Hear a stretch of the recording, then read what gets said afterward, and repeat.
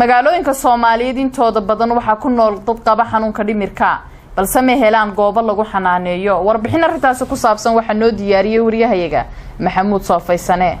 10 bisha Oktoobar sanad walba adduunka si isku mid ah waxa loo xusaa maalinta xanuunka dhimirka magaalada Garowe waxa ku sugan dad la nool xanuunkan waalida ah kuwaas oo marka laga yimaado qadarta ku dhacday wehela duruufo kale oo dhanka nolosha ah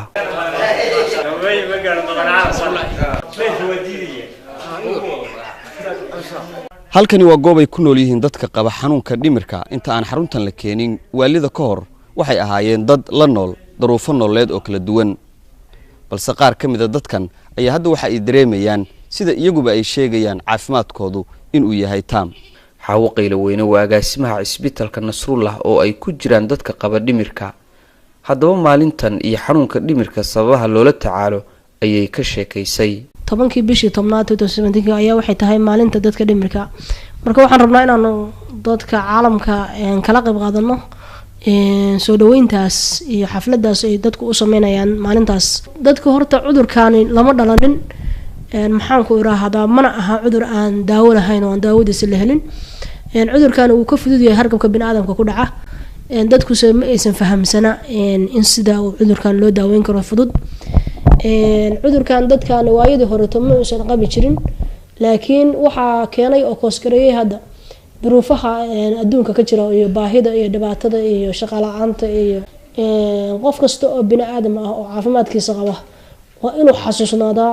qofkan xanuunkan ku dhacay inuu isaga la mid aha aniga iyo koox kale oo wariyaal ah nasiib wanaag waxaynu ku beeganay iyada oo xarunta laga sii deynayo maanta dad la hubiyay caafimaadkoodu inuu yahay taam waa kuwan iyaga oo kaaga sheekeynaya hadda waxa ay dareemayaan jacanahay marka insha Allah waa la sii deynaya waxaan rajeenayaa ilaahay iska daaya meesha khayr baan rajeenayaa khayr waxaan ka codsan waxa magaca waxa way xawo qaylo weyne waa mahadsan tahay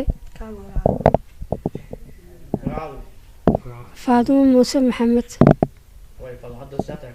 waa ladnahay xaaladeydu waa caadi dadka qaba xanuunka dhimirka ama Soomaalidu u taqaan waalida ma ahan kuwa awooda in ay wax walba ku weydiistaan tusaale hadii ay u baahan yihiin cunto biyo ama matalan ay dareemayaan xanuun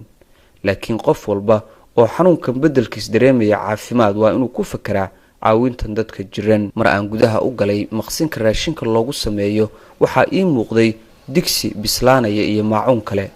inkastoo xaruntan ay noloshooda wax badan ka bedeshay dadkan haddana waa u baahan yihiin daryeel kale oo joogto ah waxaan rabaa dawladda Puntland inaan raahdo dadkan waa dadka aad mas'uulka ka tihiin gaar ahaan kuwa Garowe degan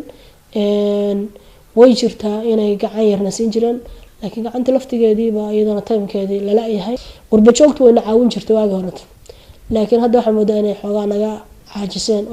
Maxamuud Soofaysane wararka warbaahinta SBC magaalada Garowe